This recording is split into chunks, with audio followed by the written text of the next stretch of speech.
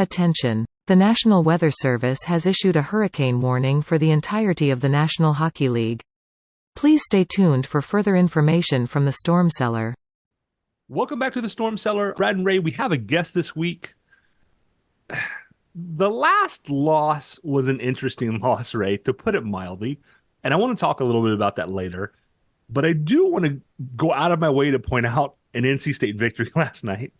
Of course. Yes. I was expecting it. And you're a UNC fan, so obviously the Tar Heels advanced too, but a little more expected, right? You know, people thought Oakland might be like the Cinderella team, and what a great story they are. But I am glad that we beat them because the officiating in the last few minutes, as Ray was knows, terrible. Was not good, and I definitely had to take some extra blood pressure medicine and over and back. Egregious. There's never been the other calls. At least you can go, I understand why they did that, or at least there's some controversy maybe about the call. But the over and back, how could NC State touch that unless one of the guys has arms 12 feet long? You know what was funny? I'll say this. Thank goodness that Pac won, because that would have been the missed call that was heard around the world. Yeah, that if you know basketball, you know what I'm talking about. It was just terrible. Yes, and this is funny. You and I talked about this before, and I won't make it too long. But as a Tar Heel fan, I asked you outright if it's wrong for me to wish for the Pack to do well. You know what I mean? Or like, Now look, Duke, I'll cheer against them forever. But I was really pulling for you. And in that game, there's something about we appreciate the Pack team that is as a non-North Carolinian, I think you're in the clear. Yeah. See, if I lived, if you grew up where I grew up, people would take issue. I'd be lynched, right? The fact that you're a Canadian, they'll just go, "Oh, he's a Canadian. It's fine." Yeah. I just like to be friends with everyone as a Canadian. You know what? Congratulations on that. You know what makes the Storm Cellar great? Aside from you and your amazingness, Brad? You and your amazingness, sir. Come on now. No, what really makes us great is when we have guests. And another great guest is joining us. Beth walks in the door, pulls up a chair, sits down, relaxes. How you doing, Beth? Welcome. Thank you so much for joining us today. I'm doing great, and thank you so much for having me. You've enabled me to add podcasts to my life experience, which I didn't really have another path to. So I really appreciate your inviting me on. Well, you know what? We've been following each other here on Twitter, X, Twix, as Kat calls it, with the Surgecast. And you are just into hockey all over there. Like so many posts that I've seen that you have, it's all hockey. I mean, you're even doing posts of the kid here in Calgary, which I didn't even know about, that was doing the worm after in the intermission. Did you see that? They had the intermission thing, and the kid's going in, scores a beautiful goal on a deke, and then skates as fast as he can, dives down and starts doing the worm on the ice as his celebration. That was wicked, and you're the one that posted it, so it was fantastic. Maybe Jarvis will do that next. Oh, wouldn't that be nice? I'd love to see Jarvis do it. So you're all in, and you're in Raleigh, and you love the Canes, and this is the part of the podcast. I mean, we like to shine a light on the Hurricanes and how they're doing, but more importantly to Brad and I, we like to shine a spotlight on the Caniacs and jerks like us who come from all over, because we're the fuel to the fire for the Hurricanes. We've got a great group of fans that really will this team to victory at times, and we want to get their stories. And Beth, you've got a story just like everyone else. We want to hear all about it. How did you become a Canes fan? Tell us the story.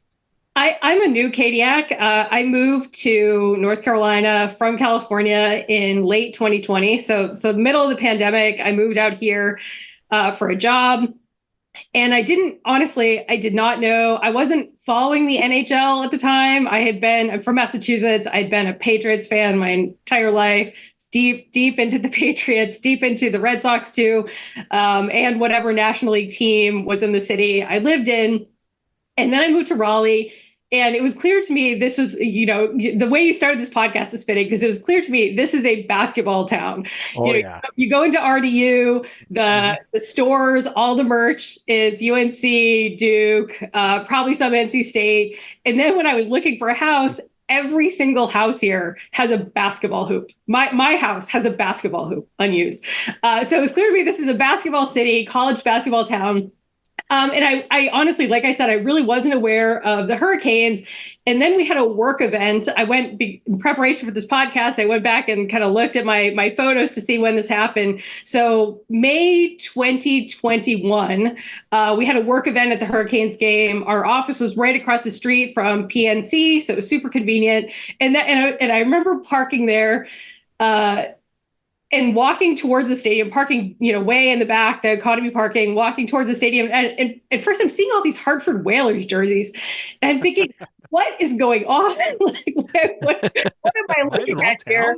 And then it occurred to me, like, wait a minute, is this the Hartford Whalers? Which, I do have some historical connection to growing up in Boston, being aware of the Bruins. I actually went to some Bruins games as a very young child. But it just wasn't my thing. And then, so we went to the game. And from then, I love sports. I didn't have another team here. I'm kind of, Brady's gone from the Patriots, so I can kind of sever ties there, and with football in general, just because of some other issues.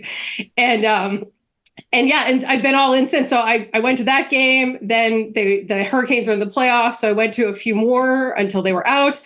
And then the next season, it became apparent to me that my company had a couple of box seats that were often available. So I went to many games in I guess it was the 22-23 season for free, which was great. Wow, free nice. tickets and free food. And then last spring, around this time, actually, I left that job. Now I work for a Toronto-based company, so you can imagine what that's like for me. And I, so I started just buying tickets to go. Went through the playoffs last year, and then this year I became a season ticket member, and I've gone to 39, or I will have gone to, assuming I can get to the rest of them. I missed 2 home games because I was sick, but I will have gone to all the home games except 2, and I went to a couple of away games. So I've embraced it. As you said, I'm all in. This is my sport now, and it's great. I mean, it's great to be in a city where the team is so successful. And also, it's so incredibly convenient to go to the games. So as you said, I live in Raleigh. I can leave my house at 6:30 and be in my seat before the national anthem for a 7:00 game, which is phenomenal. Wow, And you just don't get that. Yeah, you just don't get that in a lot of places. So it's been a great experience for me. So real quick, so you're familiar with Boston traffic. So I live out in Metro West. So from my house to Boston without traffic is about a 20-minute drive. So it's not far. So when the Hurricanes played the Bruins last month, and I went and met a couple of great folks who have been on, I left my house, I think, because we were going to have dinner beforehand. So I think I left my house at 3. And I get in, and the green line's broken. So then I have to take the red line. And so I take the red line over to switch over to the orange line to go to North Station. But then the orange line shut down for an hour. So my 30-minute commute, to North Station ended up being almost 2 hours. So That's what we're doing up here. Wow. Well, I mean, and what you mentioned, the great thing about, for me to go to the Hurricanes games, it's all surface streets. So there's no variability. I can predict with basically 100% accuracy when I leave, when I'm going to get there, where I'm going to park. I figured out this year that if I leave too early, I get shuttled to a lot that I don't want to park in. So now I started leaving later to get to the lot that I want. But it's just incredibly convenient. It's easy to get in, easy to get out. It's really a great place to be a fan. Now look, this is just an amazing story to me. Right off the bat is how quickly you became a season ticket holder, because for anyone that that I know. Like, unless they were willed the tickets season, you know what I mean? The season ticket holder, unless they, like you worked at a place that always had a box seat, always got room for you to sit. It takes a long time to make that transition. And you dove right headlong into it. What drove that? What was the thing that captured it for you? What about was it the team? Was it the sport in general? Like, what are we looking at here? Well, there's two elements to it. One is kind of the most positive element, which is it's a great team. It's great to go and see a team win. The stadium's usually full, so it's just a fun atmosphere to be in. It's not a huge time commitment, as I said. It doesn't take me long to get there. It doesn't take me long to get home, so it's just convenient to do. And then also, so until I moved to Raleigh, I had lived in. So I moved here from San Francisco area. I lived in New York City, lived in London, DC, Philadelphia. There's just not that much else to do here, to be honest. So if I'm not going to the Canes game, what else am I doing? So for me, it was, in New York, I used to go to the theater a lot. Between where I worked and where I lived, I could walk home through Broadway. And so that was kind of a big thing that I kind of occupied some time with there. But here, it's just a really fun thing to do a couple nights a week for a good part of the year, when otherwise, there's not that much to do. You know what? That's okay. Raleigh's being mentioned with some major cities there. Yeah, 100%. Raleigh has a lot of land, but people forget. There's only 1 million and change people in the whole Raleigh-Durham Triangle area. It's small, but it's huge. Like if you look at land mass, it's enormous. Yeah, no, it has fewer people than like Newton, Mass. Well, and the upside, of course, in addition to the Canes, which is the ultimate upside, but the other upside is just the cost of living is much less. And, I live in a house with a large yard that would have cost like $4 million in San Francisco, and it certainly did not cost that much here. So for me, it's a win-win. But, the Canes, it was easy. And I wanted to, you can kind of see like there was, even just being here for a couple of years, there were more and more season ticket holders every year. It was kind of one of the things where like, you don't want to end up on the wait list. So I thought, okay, I'm going to do this. And then I can decide later if I want to stick with it or cut down the number of games. But it's been a great experience. It's been great going to some of the road games and seeing other Canes fans there. That's amazing. The fact that there is a wait list now is amazing to me. Just real quick, Ray. Oh, is there? Because there is. There's a wait list as of this year for season tickets. And I mean, so I left in 2008 to move north. So it's been a good while. But even back then, the idea that we would have enough season ticket members after the 02 and 06 runs that you'd have a wait list seemed not impossible to me, but just implausible. It's, that's something for the Bruins. It's something for the Rangers. It's something for, the Flames, those kind of teams. And so the fact there is a wait list now, it's a double-edged sword for a lot of people, but not me because I don't live in the area. So for me, huge deal because it shows how much the sport in general has grown down there.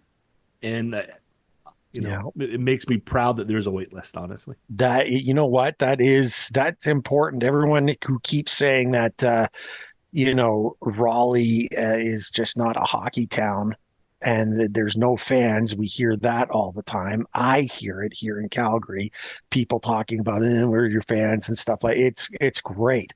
Now, Beth, you mentioned that you've been to a couple of different barns around the league. Sorry, that's a Canadian term. I've heard it before. Good. So I'm glad that now, where else have you been? And how do you compare the experience there to Raleigh? So I tried to pick a couple unique venues, and I went to the Coyotes game at the Mullet, which is a very unique experience. Wow, cool. And then that was a perfect weekend. They did a great job with scheduling because it was a holiday weekend, and they had back-to-backs in Arizona and then in Las Vegas, which is also a great venue. And then last weekend I went to the Maple Leafs game in Toronto. Oh wow, okay. So obviously it's hard to compare anything to the Coyotes experience. It actually reminded me of a college experience. So I went to UMass, and at the time we had a pretty good basketball team coached by a little known coach named John Calipari many decades ago. and we played, the team played in a very small stadium called the Curry Hicks Cage. They don't play there anymore, but it had that feel of this very close in, the walls are very close to you, the fans are very close to you, and you're very close to the rink. So I was glad I got a chance to do that. I don't know how much longer they're going to be there. Vegas does an incredible fan experience. I mean, I don't think it's really fair to compare Vegas to any of the other places just because of the I think showmanship they put into it. You know, they start, you know, when they're in warm-ups, they've got showgirls in the crowd, you know, kind of mixing with the fans, and then they have the Knight do his performance out front, and then they did something. It was a Saturday night, and they did nightclub between the second and third period, and they had a DJ, and they have excellent food, excellent drinks, excellent seats. Really, I think a benchmark for what a good fan experience is. And Toronto was interesting. I sat on the glass in Toronto, which is pretty cool. But the seats were impossible to get to. I had to walk across like 25 people to get to the seat. And then the seat itself was very uncomfortable. So it was great. I was right in front of the Canes end. So the 2 goals in the last minute and a half and Guentzel's winning shot, like that all happened right in front of me. And that was very cool. But I think my expectations for the stadium experience are probably too high based on Las Vegas. I mean, it's a great stadium. It was full. The food options were great. They had, because it was St. Patrick's Day, they had $5 kind of shamrock shakes, which was nice. But the seat was just not very comfortable. But it was otherwise excellent. I think you and I sat in the same area for Toronto, although years and years apart. My wife brought me to a game to watch the Canes play, and the description that you gave of where you sat and the side and everything, we might have even sat in the same dang seat. It's a weird experience in Toronto. It's really quiet. It's really quiet. It's so with your senses, you can hear the passes, you can hear them talking to each other. It's a different experience, and not as, I don't know, it's very corporate, I guess, is what I want to say. It sounds very corporate. They're busy talking business and not actually watching the game, is what it feels like. No, that's a good description. I did find it very quiet, and particularly because Toronto was winning most of the game. You know, they were having an excellent game. There's a lot of breakaway goals that, you know, from their perspective must have been extremely exciting.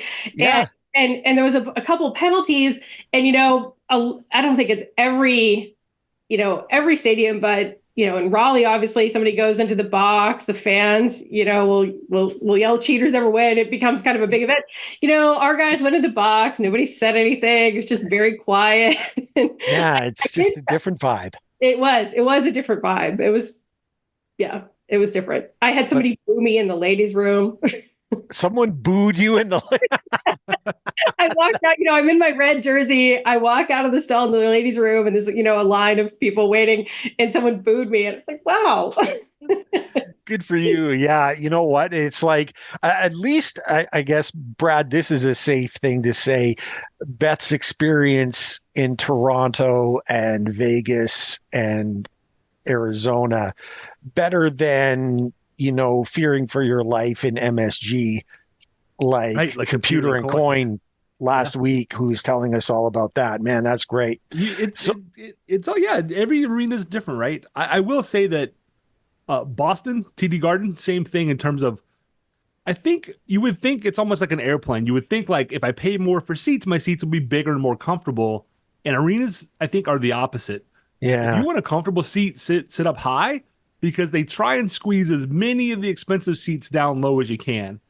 I know the Loge seats I was sitting in, Loge 2 or whatever, I was right behind the bench, right at the players' tunnel.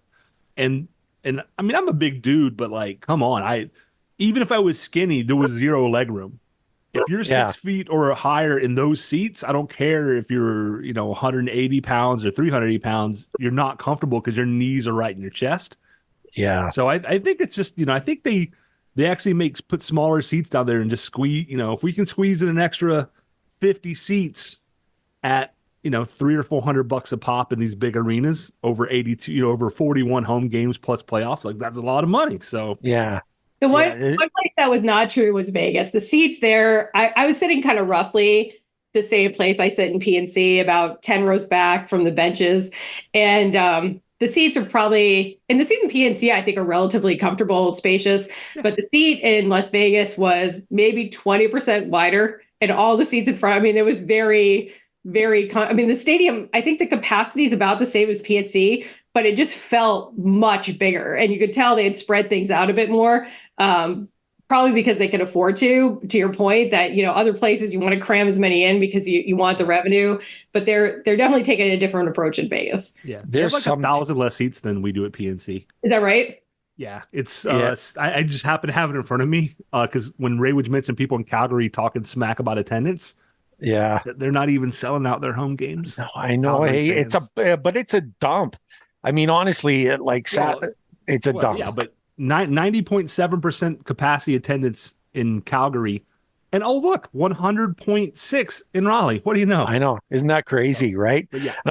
Vegas has a gravy train too, like with gambling and everything. I mean, I don't know how that relates. I don't even know if you can do it in the arena or not. I don't know anything about it out there, but they have revenue streams that other teams are just now having access to, which is a huge difference, right? Well, Ray, let me ask you. This is a question I've had. Maybe a Canadian can enlighten me. Sure. Why isn't attendance better in Winnipeg? What are people doing in Winnipeg that they're not these games? That's a incredible question, a very good one that even the smartest guys can't answer. They're a great team. It's a good environment.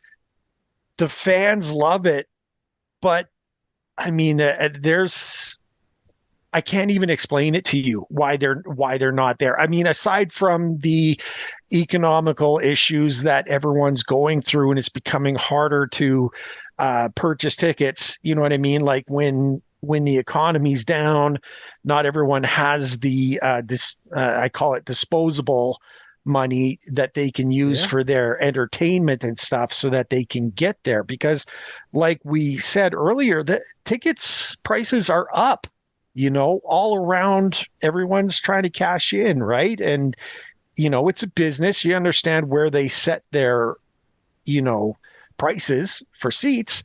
But in Winnipeg, I can't explain it to you. Like, I know the Jets fans are rabid, just like any Canadian fan who loves hockey. They're great, but it's cheaper to watch it in a bar down the street than it is inside. And that's got to be it. I mean, it's weird, very weird, and a great question. The third lowest percentage capacity, so they're 88%. Sabres and Sharks, the only teams worse. How many barns do you think are smaller than the Canada Life Center? Oh, I can't imagine. In Winnipeg? How many NHL barns are smaller than Winnipeg?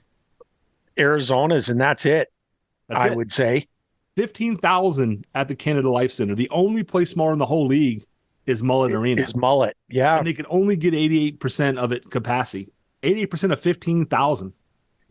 13 and change. That's in the Hurricanes' worst days. We were worse than that, but in our mediocrest days, we could hit that number. So, I don't know what it is because the team is good. The team should be good for a couple of years now. Like, they're playing well. They are poised for a pretty good run.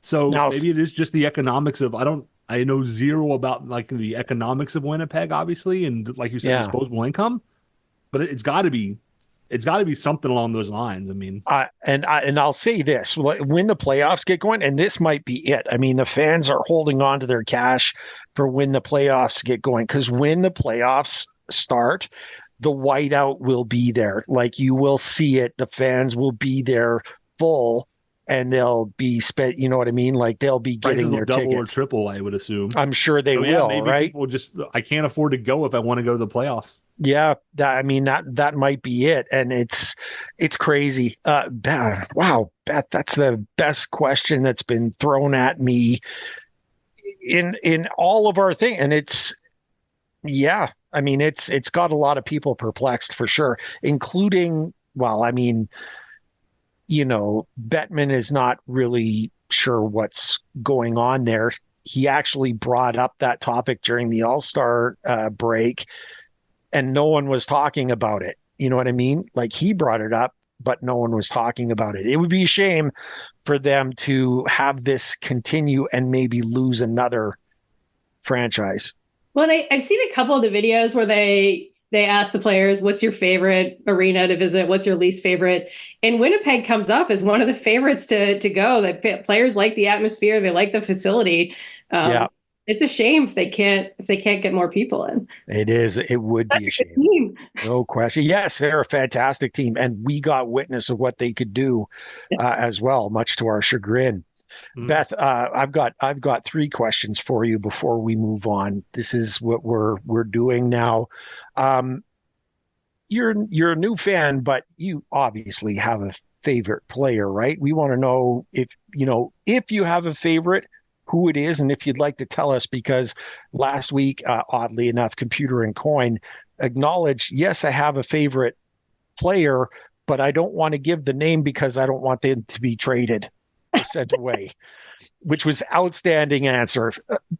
Let's hear it from you. I love them all. I do have a soft spot for Marty Necas. Like I said, the first game I went to, he scored 2 goals, and that was really my introduction to the Hurricanes, my reintroduction to the NHL. I think he's a really exciting player, and I'm happy for him that he's got this line now with Kuznetsov that I think really gives him an opportunity to play his game in a way that probably has been hard to do up until now. But I love them all. There you go. Perfect. Okay, so that's the first one. Necas. Brad, I got to ask you, do we apologize to Beth for the amount of chirping we've done on Necas? You don't need to. You don't need to, because I'm from Massachusetts. I've lived in New York and Philadelphia. The players should get chirped, right? There you go. I think the fans here, I don't want to be critical. I think they're very kind of kinder and gentler fans, but I was thinking this season about what would the experience for Auntie Ranta have been like in Boston? It would have been quite different, I think you can say. And I'm happy for him that he wasn't there and he kind of went through that stretch here. But, I think these guys make a lot of money, right? They make a lot of money. We pay a lot for the tickets, and I think it's all good. Yeah, Beth, I gotta to second that, I've been to Red Sox games when they weren't playing well, and I've never even heard things come out of the mouths of people in Raleigh that would or like a Bulls game, a Durham Bulls game, or a Mudcats game that compares to the things I've heard Red Sox fans say to their own players. It's another world. That being said, I wouldn't apologize right there, mostly because I don't think we ever dig on somebody just to dig on them, which you see in like bigger markets, right? Yeah, we're going to do it to make a story. I don't say anything I wouldn't say to the player's face. Yeah. Right? And I don't say anything that I can't back up with either statistics or anecdotal, like, look, I've been watching hockey a long time. This is just how I feel. And I had one of those yesterday, right? During the Washington game. I said they need to bench, Svech needs to sit.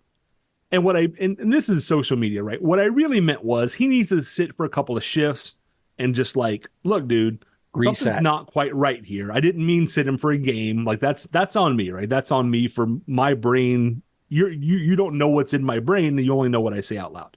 Yeah. Right. And a few people have tried to hammer me. And I'm like, well, number one, you didn't look at my follow-up where I immediately corrected and was like, oh, what I really meant was he needs to sit for like a couple of shifts this game because Svech is best. He's my favorite player. I'm not going to rag on the guy for no reason. He's best when he's hitting and he's being a power forward. He needs to use his body and the size to get things going. That's what makes him effective. I don't care if he scored points or not. I'm not bagging on KK. KK doesn't score any points anymore. I'm not bagging on Jordan Stahl, who's a minus 15 because he's a shutdown D-man. I don't care if he scores or not, right? Yeah. And with Fetch, it's not about points, but it's about using his frame and getting hits in. He's only had hits in about half of his recent games. 0 hits in like 4 out of the last like 8 games. That's weird. That's not his style of play. Like something needs to be shaken up just to get him to play. That's all I meant, right? I would tell it to a face. Like, look, dude, you're playing okay, but you're not playing the way that you should be playing, and you're not playing great. So what's up? And the more I thought about it last night, when he came back from knee surgery, this is how he was playing, and it was okay, but not great. And then he went out on IR. He was out for a couple weeks, right? Yeah. And then he came back playing like gangbusters. I wonder if he's got an undisclosed injury that he's just playing through again. Yeah. But anyway, that's my rant. We're pretty soft on players, even when we're North Carolina tough on players is not Boston, New York, Toronto. Probably not tough. It's not. It's not. Do you know what? I'm looking into the near future, and I'm thinking about a Storm Report answer that someone here might have. Just looking into the distance, but we're not quite there. We're not quite there yet. We're not quite there yet, but soon. Beth, you mentioned Necas is your guy. That's cool. Here's the next question. If I could guarantee, if we could guarantee that the Hurricanes would win the Stanley Cup this year, but you had to have traded Necas to do it, would you accept that? Yep. You'd be all about it. The heck with Nate. I want the cup. He's going to be successful wherever he goes, and I would love to see the Canes win a Stanley Cup. Yes. There you go. Okay, so this brings the first person to answer that way. That is, yeah, that 100%. Like, bye. I love it, honestly. Here's my next one, and the last one. We've got just 3 questions. That guaranteed cup again. We guarantee that you win the cup this season, but the next 5 seasons we return to the dark days. Yes. You do that one too. Then more people have said, yeah, we lived through 10 years of the dark days. So 5 is a piece of cake, right? We can live through it. That's great. Very quick, solid, and very, you're in your heart of hearts. Those are the answers for sure. That was fantastic. Brett, we want to jump to the Storm Report right away. Yeah, let's do that, and then I want to talk about Jake and Kuzy a little bit, and then we can look at what's been happening and what's might happen and all those. So yeah, I'm ready. That sounds good. Okay, so it's Storm Report time, and we look at the aspects, players of the teams, things that, and we rate them individually. So we'll start low and end on a high note. We break them up into 3 sections. We've got the tropical depression where things are just not right and need to be changed. Then there's the tropical storm in the middle. That is players or aspects that are trending up or down, not terrible, but not where they should be either. And they're either going one way or the other, and you could choose that. And then, of course, there's the hurricane aspect, and that's where everything is exactly the way we want it, and we want it to keep going as such. So we're going to start with the tropical depression. Beth, we're going to throw this to you and let you get started. Name the aspect or player that fits the tropical depression category for you. I think we just covered it. I think it's Vetch. He just hasn't been on his game recently, and the penalties are back. He had that stretch where he was getting a lot of penalties. It was definitely costly, and we're back to that. And I think we could turn that around. The team will be close to firing on all cylinders, I think. There we go. Great answer. Brad, you're up next. What do we got for a tropical depression to you? I'm scared to say Svechnikov because I'm just going to take the heat on it, but the penalties is a big part of it, to be honest. This is a tough one for me because there's nobody who's just bad right now, if that makes sense. Like, there's nobody who's just like, I really don't like the way they're playing or an aspect of the game. But, the closest I would come is we have given up, and this is part of the system. It's just designed this way. All the odd man rushes against Toronto and then some against the Caps. I know the system is designed that's a potentiality, right? But I think they have to get back to, if the D is going to pinch, the forwards have to be cognizant of that and be ready to step back. If there's one thing that they need to clean up before the playoffs, it's, a couple of odd man rushes a game is just part of the system. You're going to give those up. But how many? It was like 4 or 5 against Toronto, I think it was. It was. Oh, there was like 5 every breakaways. time, right? 5 straight breaks. Yeah. It was just brutal. That's got to get cleaned up. If there's something that has to get cleaned up, that's it. That's a great call. I'll go back to my love of D&D. The system is save or suck. If you play Dungeons and Dragons, you know exactly what I'm talking about. It's either you're great and things go well, or goodness, are you in trouble otherwise? And that's just the means of the system. For me, my tropical depression, and he's not.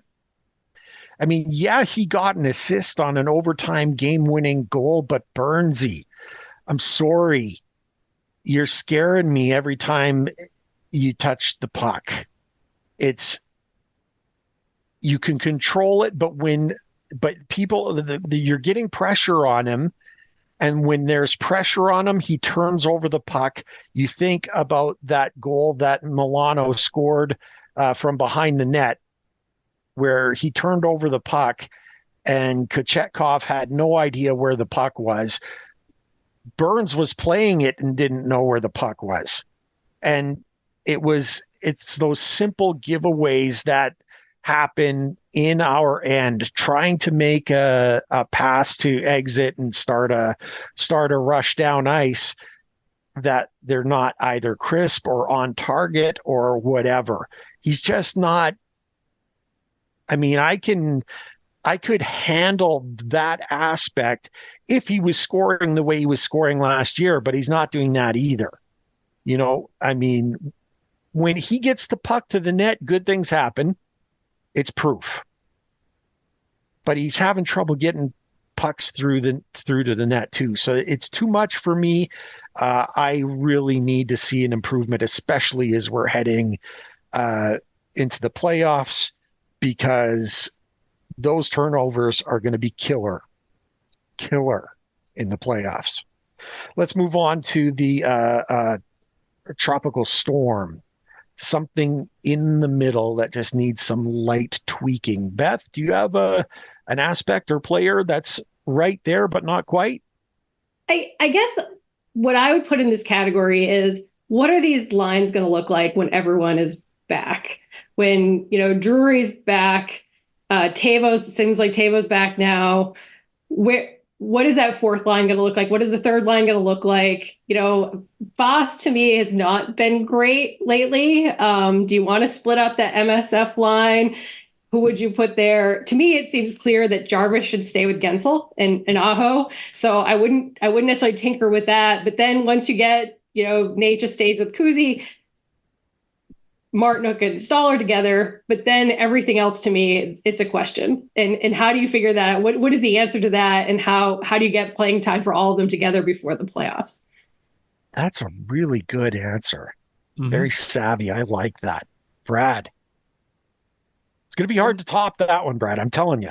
It is. I'm freaking out myself right now because I got to come up with an answer. And that was great. That's a great point. I'm going to choose Andre, right? So he's not a depression. Like I said, he's not playing bad. And maybe I've said this a million times, Ray, if you want good, logical, well thought out opinions, don't ask me during the game.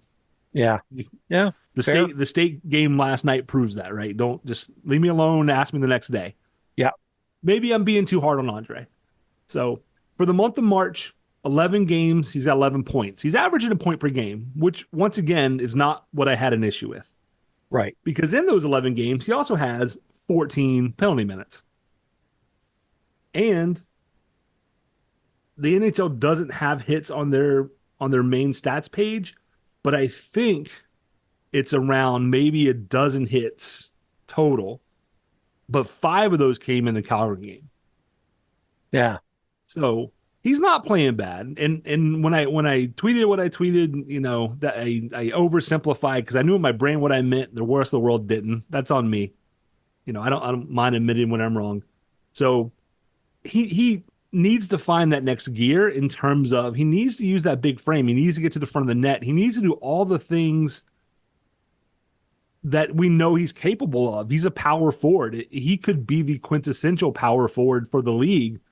I just want him to play that way because when he does that, the whole team is better. Yeah, so, that's a great answer. He's playing fine. And I didn't realize how much Andre hate there really was on social media because I've seen a lot of people in the last, since I posted that who have come out of the woodwork like bench Andre, he's not worth his contract. Like I don't feel that way at all. Like I didn't realize all that was out there, man. I stepped into a storm I didn't even know about, right? Because yeah, a lot of those people I blocked because they're just trolling. But so he's playing fine. He's not playing bad, but something isn't right with his game. And whether that's mental or physical, I don't know. But, if we want to have a deep playoff run, if you want to win a cup, Andrei Svechnikov has to be a big part of that. Well, he has to be a big part of it. And I'll throw this in. He's got to be disciplined. Some of those penalties that he's taking are just... The retaliatory penalties have to stop. That's a pure mental thing. He's just got to not do that. And that's the biggest thing for me. If he's not doing those retaliations, which will always be called, and he's got the reputation of someone who gets a lot of penalties. They're watching him, so they're looking for it. Yeah, that's a great answer, Brad. Another one. To me, I'm gonna put this on a pair of players that are somewhere in the middle. And it's Pesce and Shea. That pairing is great when it's great. But good Lord, are they awful when they're awful. And you look at the Brad, remind me the name of who's the guy putting out those stats with the bars that explain. Oh, Jay Fresh? There, thank you.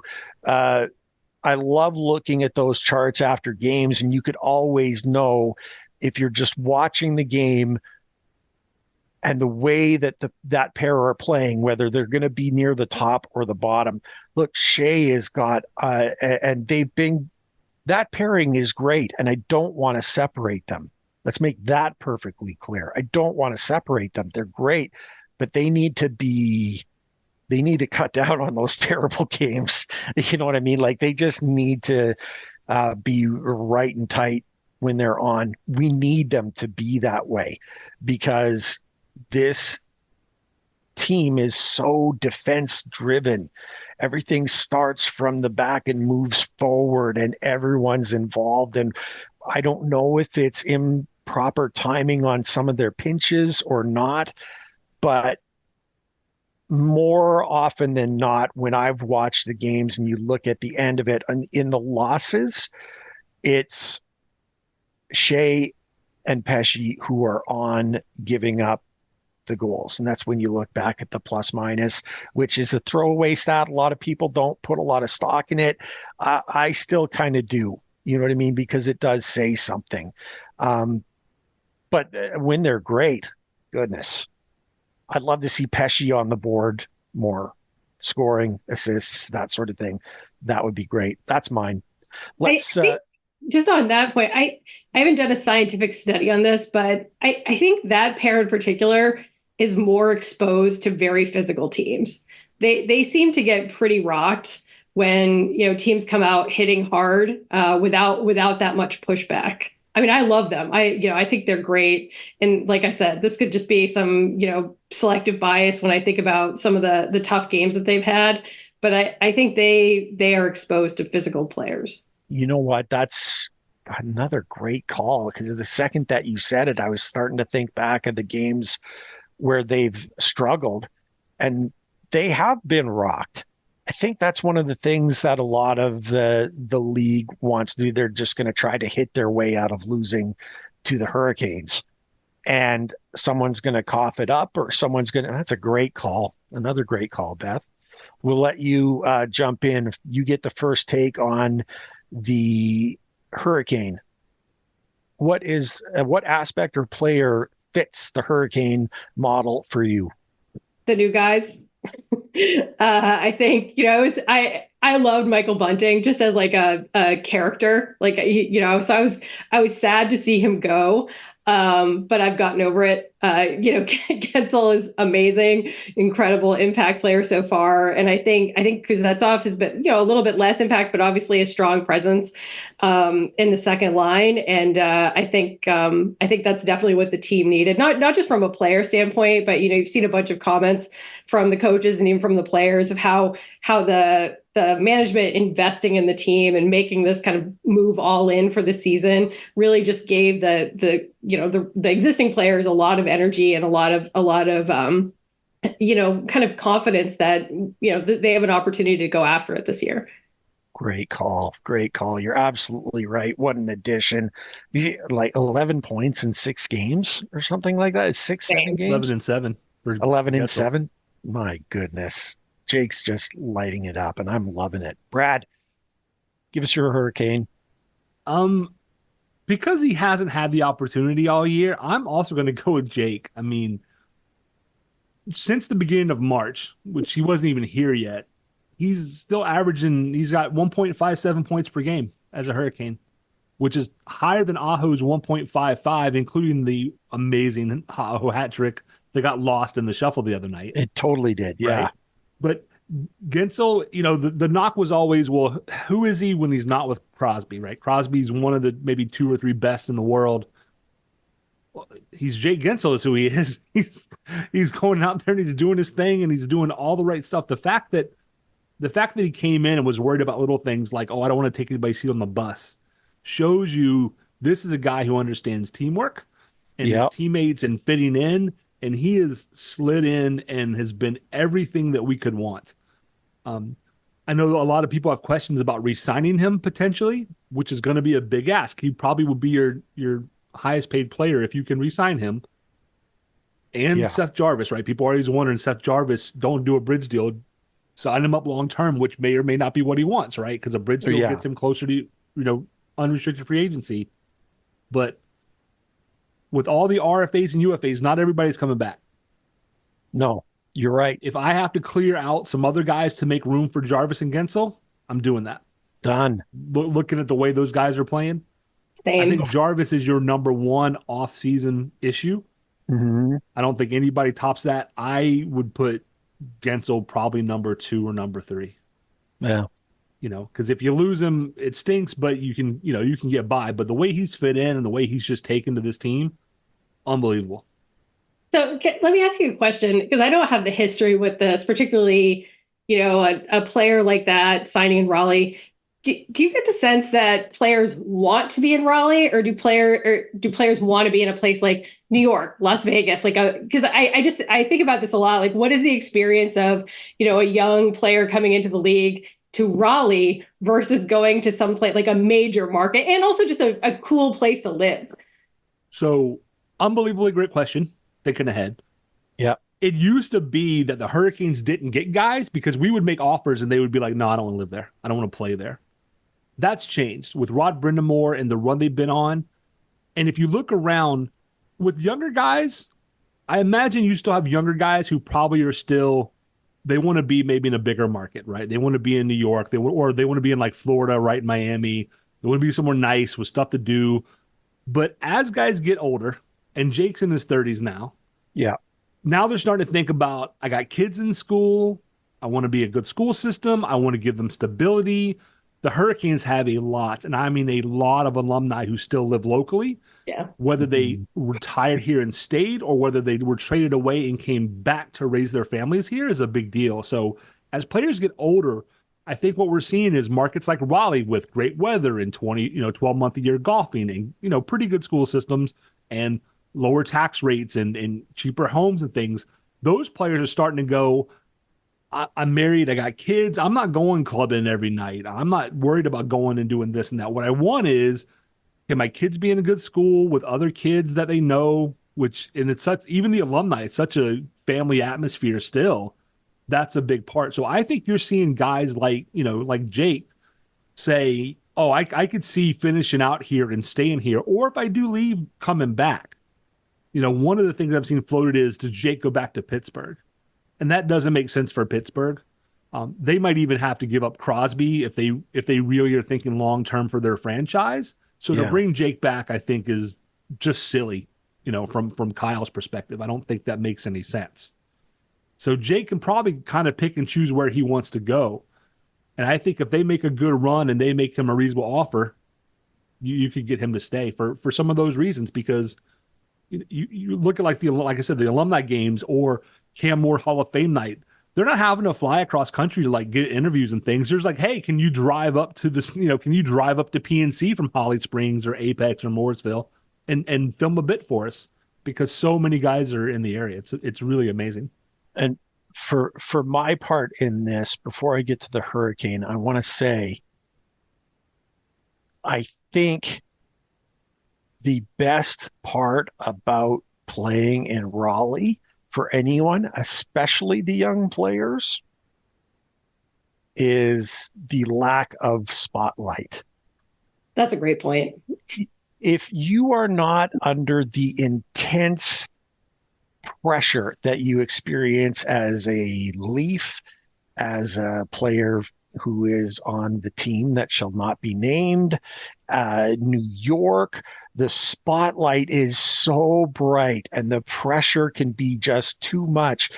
As a young player coming to Raleigh, where the fans adore you and love everything about you, but you're not under the, spotlight so much, it lets you grow and develop at your speed. Now, it makes it harder for us to hold on to them because they've developed into a great player and now they can entertain contracts from the bigger markets who are willing to spend more, and maybe they go. This makes it harder actually to keep Jarvis. As much as we want to keep him, it's going to be harder because he's developed and grown, and there's no, he didn't experience what KK did. And that is so important. The development is important. So it's a great place to play where you're loved, but the spotlight is not nearly as bright. Yeah. And to that point, Ray. Yeah. Oh, go ahead. You finish up. No. Fire away. I was going to say, luckily we live in a hard cap era. So it's not like the Red Sox and the Yankees where they can just say, we'll give the player more than your whole team is worth, right? There's a cap. Yeah. Everybody, so you have to pick and choose. And as long as Tom is willing to spend to the cap, then players don't have to worry about whether or not they get paid here. It's just a matter of who do we prioritize paying. And that's where Don Waddell's job is harder than ours, because we can speculate and all, but at the end of the day, we don't have to look a guy in the eye and say, you're not coming back. And just to transition into closing out the Storm report, my Hurricane is Seth Jarvis. The kid is unbelievable. I mean, he's so entertaining to watch, and the stuff that he does beyond the ice is hilarious. I love his personality. He keeps things light, funny, keeping everyone, relaxed and stuff. And then he's just devastating on the ice. Devastating. He's been scoring goals. 6-game streak. Is that correct now? 6 games? I mean, and beautiful goals, and so responsible defensively. How many times have we seen him racing back to break up an odd man rush and do it successfully? It's crazy. It's why everyone wants to sign him and lock him up, because he's like a unicorn, right? He's a funny guy, no real issues. He's a team player, and he goes out and performs. He's just great. He's just, everything about him is great. Sign him, please, Don. Get him locked up. Do whatever you have to do. Sign him. That's that for that. There were a couple of other things that we step out of that, and I want to talk about one pairing that deserves to be talked about. And they were, if Jarvis hadn't been as amazing as he was in the past week, this pair would have been my hurricane. And that is Orlov and Chatfield. Let's talk about them. Let's shine a light on them. How great have they been? Orlov, I apologize for calling you a double agent earlier in the season. I thought, running into Kochetkov, smashing your face into a Martinook, not picking up the system right away. I thought you were, working for the rest of the league to deflate the Hurricanes. I take it all back. You're amazing. Like you were just, and you and Chatfield together really works. And arguably, I would say, should be the second pairing. The way they're playing now, I would love to see Orlov and Chats as the number 2 pairing. I've called him that for a couple of months now, if I'm patting myself on the back. And well, you should. 5 goals, I think 15 points in 11 games this month for those two. I mean, just phenomenal. It's great. It's great. And there's no doubt that defensively they're going to be there.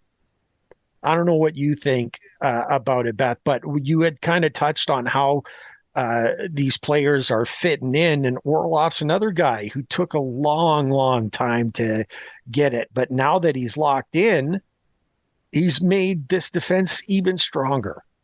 Yeah, they've been playing great together, and it was great to see him get some offensive success because you could tell from his public comments that, I think he's disappointed in himself and not kind of delivering on the offensive side. But they're super fun to watch. And when I was in Toronto, people were around me commenting on the game, and the one that stuck out to me was a person sitting behind me saying, "Wow, that number 5 is really fast." No heard of Chatfield, right? But he's playing a world-class game. I do wonder if Chatfield were not available, who could Orlov play with? Because I think it's the combination of the two that works. I think if you put Orlov with somebody else that doesn't have the speed and can't kind of cover up a little bit for some of the defensive mistakes or lapses, I'm not sure how that works. Maybe Slavin he could play with, but I'm not sure that I'd put him with. I know he's played with Shea. I think he's played with Shea, but I don't know that that's a great combination. But it is great to see them be successful. It's great to see the kind of human story with him and Kuznetsov. I think all the fans are enjoying that. I think it's a really nice story. And yeah, they've been playing great at just the right time. I mean, it doesn't matter what happened 2 months ago, right? Not at this point. Yeah. And Brad, I know how much you love Chatfield. You are the president of the Chatfield fan club. You love everything about him. Let's hear it. I mean, defensively responsible, puts himself in a good position, plays, good positional hockey. Fast as all get out. If he makes a mistake, he generally corrects his own because he catches up. When I was complaining about Kuznetsov, or not Kuznetsov, Kochetkov's poke check a few weeks ago or whatever, and I said, you got to trust your D-man. I think Chatfield was the D-man back on that. He was. He's going to catch him. Just, bear with it. Just, give him a little space and let him do his thing, right? Those Orlov needed to be playing with Chatfield from the beginning of the year. Yeah. And so then at the beginning of the year, that, okay, this, everybody saw it, I think, except the coaching staff. Like, D'Angelo and Orlov is not working. It's just terrible. They don't complement each other. No. So Orlov was one of the guys I worried about when Rod was saying, and guys were saying, guys aren't quite fitting in, they're not quite getting in or doing what we want. And I was worried about him, but I don't think it was him. And as much as I like Bunting, Bunting took a long time to get going. And maybe it was because they were just asking a different role of him here, which it didn't really feel like it. To me. But, Kuznetsov and Guentzel come in and just step in and are clicking. And maybe that's because the team is clicking, right? Maybe that's just easier because when things are going well, right, to slide in and maybe your mistakes and things. Kuznetsov has had a couple of breakdowns. Like, he hasn't been perfect. He needs to get his legs under him, I think, is the big thing. But he's got a month to do that. So him and Nate out there together can be him and Nate just out there together can be a little scary with some of the puck handling. Right. But it feels worth it. It does. Yeah, it's another one of those feast or famine, right? To do a D&D thing, you either roll a 1 or a 20. Yeah. And as long as you're normally rolling 20s, you accept rolling a 1, and sometimes you give up something, or Nate just has come alive with having Kuznetsov with him. He just looks like the player we've been wanting him to be, the player that we kind of saw last year. It's like, this is what we want from you. We don't want to trade you. We want you to be the best version of yourself here. And I think that Rod must be letting the guys open the system a little bit, right? He's not going to whole hog change things. Whole hog, see what I did there? I caught that. Very well done. But it does feel like the offense is, does feel like the guys are allowed to be a little more creative. In the Washington game, Nate just went behind the goal and skated like 3 miles in a circles and juked defenders and like just made everybody look tired just from watching him. Yeah. And that's not something he would necessarily, I think, have been able to do before. So I feel like Rod is maybe giving the guys a little more leeway to, hey, you can't win them all 0-1. So maybe I should let you guys have a little more creativity, a little more, a little more rope to get out there and do your thing. And it seems to be paying off. I mean, the guys look really well. Very quickly, I have to ask this question. Chats or Necas? Who's faster? Oh, man. I know what my answer is, and it might be weird. I think if you just put him out there, I think it would be Necas the way the NHL does it, like a lap around. I think it's Necas because I think his crossovers are better. If this was like a drag race where it's like 200 yards straight, I think it's Chatfield. That's my answer. Exactly. A straight line, it's totally Chats. Totally, because that he never gets to wind things up the way that Necas does. Yeah. But there's no denying how quick, Necas is. What do you think, Beth? I don't know if that's No, I agree with that. I mean, when you see Chatfield up close, kind of picking up speed, he's incredibly fast. Necas is doing more puck handling, more in the offensive zone, so it just sticks out more, kind of moving that side of the ice. But I think that's right. I think in a drag race, it's Chatfield. Though it's just but let's make no mistake, Necas, when he's winding up unfettered in the defensive zone and then he decides to turn and go, holy cow, it's like he's shot out of a cannon, right? And there's two strides and gone, right? It's amazing. It's absolutely amazing. Brad, how much time do we have left? I don't know. We have 10 minutes or so. Okay. We could maybe really briefly look at the games last week if there's anything in particular we want to talk about. The Canes go 3-1. The loss to the Capitals it's just a game. They've played every other day in that was the third back-to-back in less than a month. Yeah. And they lost 7-6. They scored 8 goals. The goaltender interference one, you don't know how it's going to go, right? The goaltender reached out and touched our guy, not the opposite. Like, I think that's a good goal, but what do I know? The offsides is offsides, but you put 8 goals past 2, they used both their goalies. Yeah. And you gave up, 6 plus the one in the shootout, but it's just one of those games. Like you're not going to win them all, right? You go 3-1 for 3 weeks in a row. Well, so you went 2 wins the first week, then you go 3-1, and then you go 3-1 again. I'll take that anytime. Yeah. I also think it's weird to say this, but where we are in the season, where they are in the standings, none of these games really matters that much. We obviously don't want them to lose a lot, but losing any individual game, unless you have kind of an emotional connection to it. Like I was in Toronto for that game, so I desperately wanted them to win it for the benefit of the people sitting around me. But, they scored a lot of goals, as you said, and that's exciting to see. And, they lost the game. They got a point out of it. Who cares? It just feels like, what's more important right now is that the new guys kind of get gel with the team. They figure out where the lines are going to be, and they get some work on the ice together in a game situation. But I have a hard time getting super exercised about the outcome of any individual game at this stage.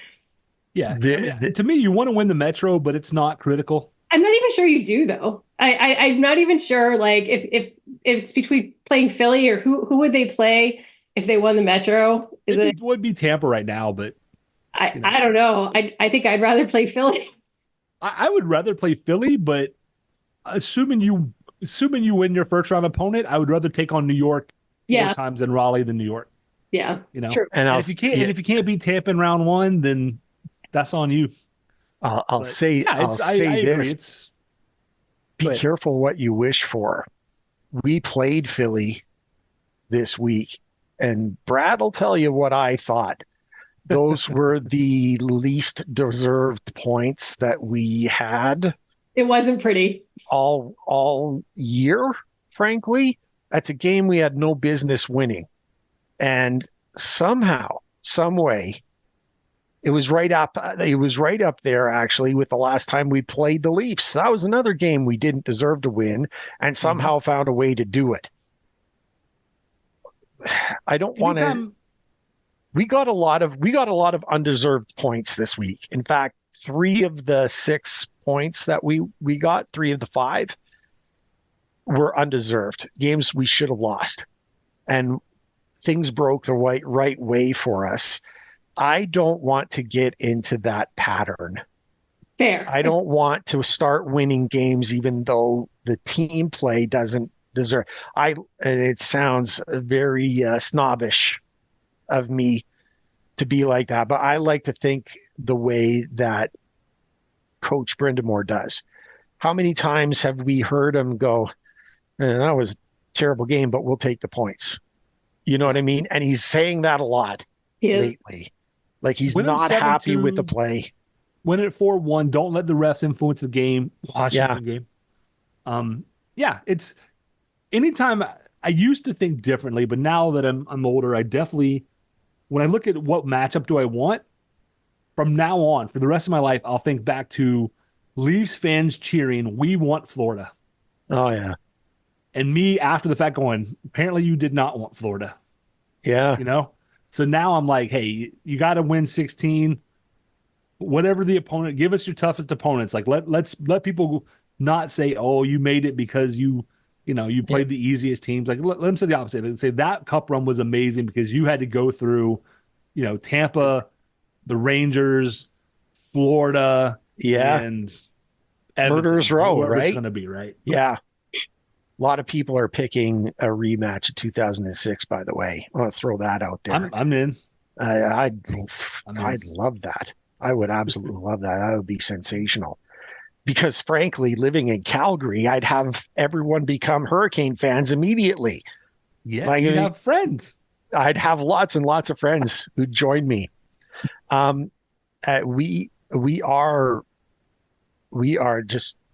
running out of time, but I wanted to get this one in very quickly, and we kind of alluded to it earlier. And Beth, you said it right off, how great Jake and Kuzy have fit into the system. And Brad, you kind of touched on it as well. I love how quickly they're fitting in, but what I'm wondering is, on a larger scheme, is Brindamore's system really as hard to grasp for players when we see guys like Jake and Kuzy jump in and accept it and shine immediately, where we've had players, Bunting, who probably was one of the ones who just wasn't getting it. Orlov took until January till he started to feel,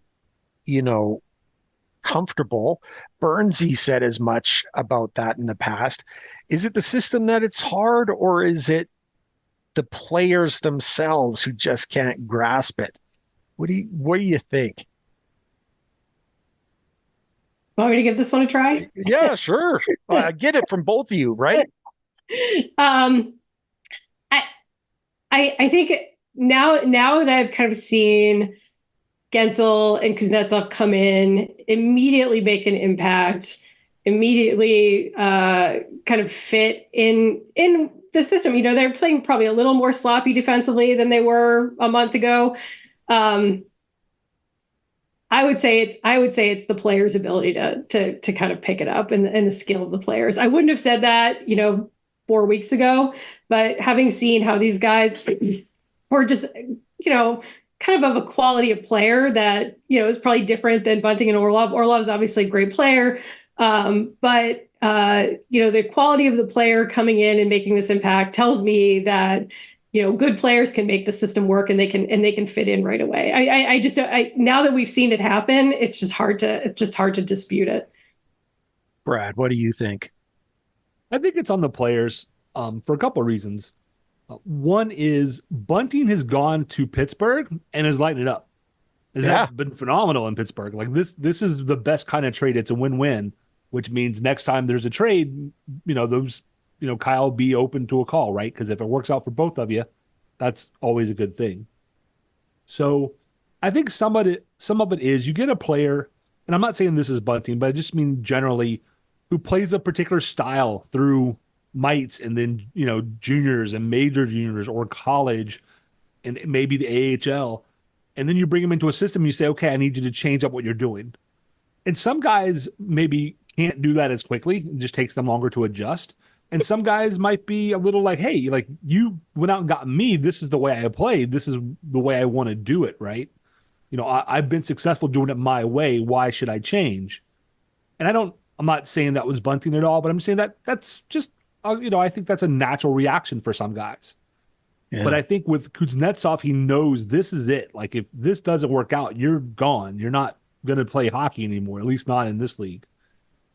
And Guentzel just seems to be a team first kind of guy. He wants to win another cup.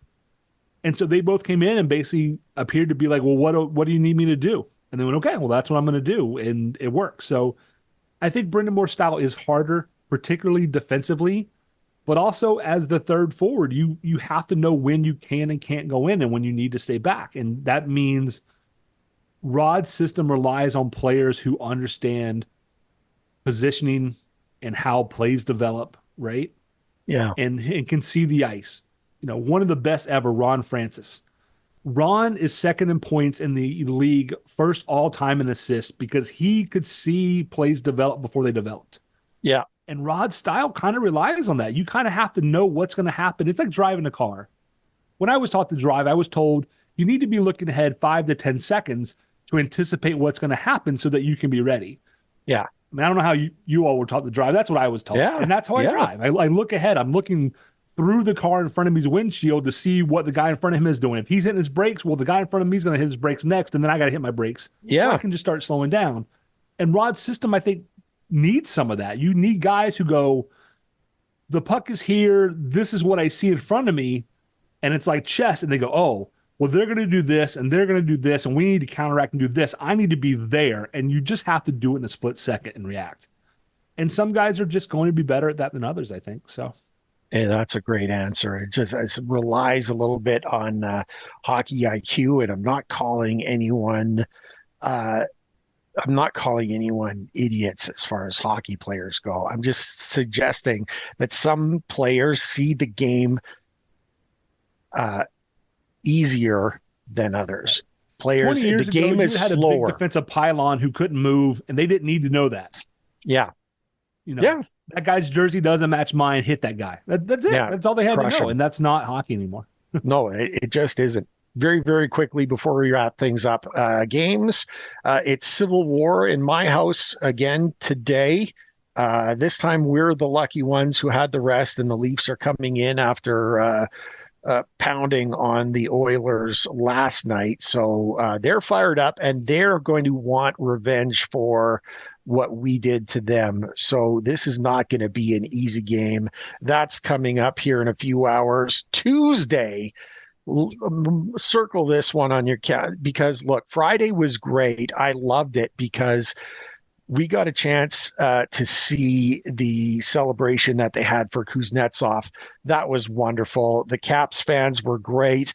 The team was great. They put it together. Imagine what Pittsburgh is going to do for Guentzel. Get ready for another very, very emotional game and a wonderful tribute. And I hope they're smart enough to show that one to everyone as well. Then Detroit comes to town on Thursday. That's good. They're fighting for their life. That's no easy game. And then next Saturday, it's the team that shall not be named again, and we're going to pound them 9-0 in their barn.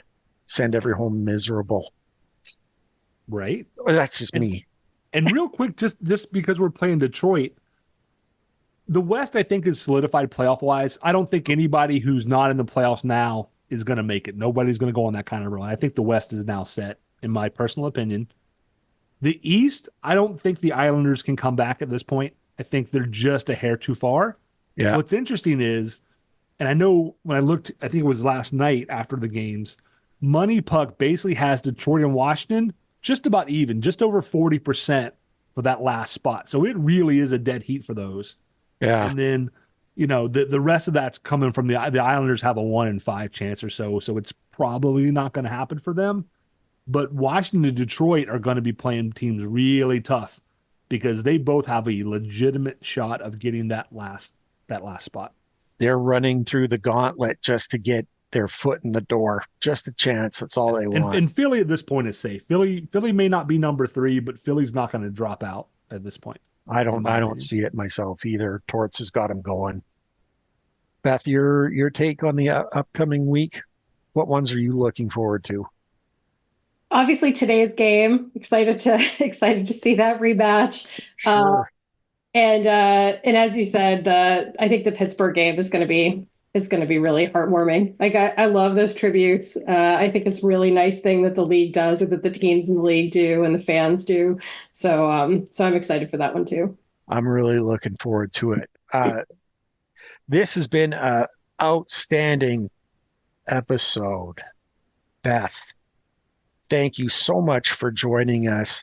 Your wealth of knowledge and your takes were top shelf where grandma kept the whiskey.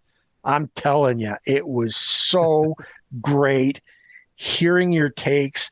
Very savvy. Loved it. You made this episode absolutely fantastic. Thank you so much for taking some time to speak with us. Two jerks. That is so kind of you to say, and thank you so much for inviting me. I really, really enjoyed it. We definitely got to have you back. We've had a lot of newer fans on we've been doing this is our 4th season because we started in the playoffs 4 years ago. So our 3rd full season. And it's interesting. Sometimes I'll ask people to be on and they'll be like, I'm new. I don't have anything to say or whatever. And we're like, but you do. Like you may not realize it, right? But sometimes people don't know what you don't know. Yeah. And I think, you're another person who's kind of seems like they've kind of jumped in with both feet and tried to pick things up and have done exceptional. I thought your takes were really, really good and well thought out. So, and if anybody's listening, you want to be on and share, please do. And, if you're like, I don't want to do X's and O's. I don't care about contracts. I just want to talk about players or whatever. Like, great. We adapt. It's for Ray and I, we told Computer and Coin this every time. We like seeing hockey through newer fans' eyes because it takes us back to when we were new and not old and jaded and grouchy and doing we're Statler and Waldorf, right? Like that's who we are. That's definitely the time of our lives. But it's fun to see it's fun to see this is not meant as a pejorative, but it's fun to see like Elmo and Cookie Monster having a good time, right? It's the old guys can just kind of go, hey, hockey's in good hands, right? Oh, it totally is with savvy fans like Beth. My goodness, bring all your friends, Beth. Bring them out to the game. I took my best friend to her first hockey game last year, and it happened to be the Stadium Series. And nice! And they're all just like this. They're all just like this. They're just amazing, aren't they? My concern in Boston, like MLB for me and what I just see with the Red Sox is kind of dying out. It's most of the people that I know that watch it are older than me, and I'm already, practically ancient. And I see little kids like with little leagues and stuff, but once they hit teenagers, they're like, whatever. And baseball might fall, if they don't make some serious changes, because there is no new influx of people that really love Major League Baseball that I can see. And I don't want that to happen to hockey. So every time we have somebody on who's newer and is looking at things with a fresh perspective, it's awesome, because it's like, this is a sport that's growing, not fading. Even with all the problems I have with NHL, it's still the best sport, right? Absolutely is. Not necessarily the greatest league, but we'll leave that for another day. I should put that on a shirt. Best sport, but not necessarily the greatest league. By the way, I got my shirt today. I was going to comment. Hey. No touch my guys. No touch my guys. That's amazing. I love Chekhov. That was outstanding.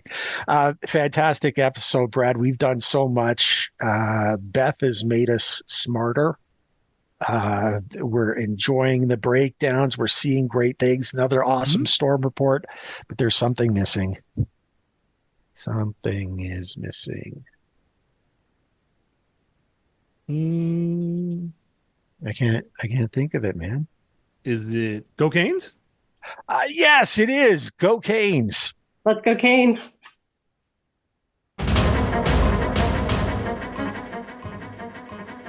Thank you everyone for tuning in. Ray and I greatly appreciate your support in helping us produce an informative and fun podcast. As always, we'd like to say that we believe hockey is for everyone. Whether you're a Caniac or a bunch of jerks, doesn't matter, as we're just a couple of jerks anyway.